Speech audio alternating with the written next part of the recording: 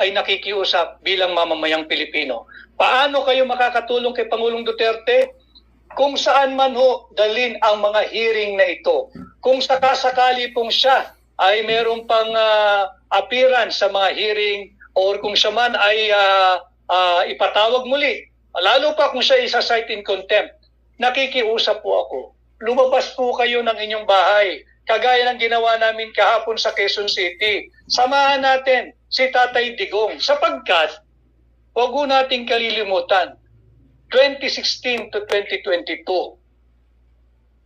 Kayo po ay payapa at mahimbing na nakakatulog sa inyong mga pamamahay dahil may isang taong nagsakripisyo labanan ng kriminalidad. May isang taong nagsakripisyo habulin ang mga drug lords. May isang taong nagsakripisyo para linisin ang ating mga lansangan mula sa mga drug addicts at iba't ibang kriminal o masasamang loob. Ang pangalan po niya ay si Rodrigo Roa Duterte. At ngayong siya ang inaapi, suklian po natin ng pagtanaw ng utang na loob. Tulungan natin, suportahan natin, lumabas tayo ng ating mga komportableng bedroom, komportableng pamamahay,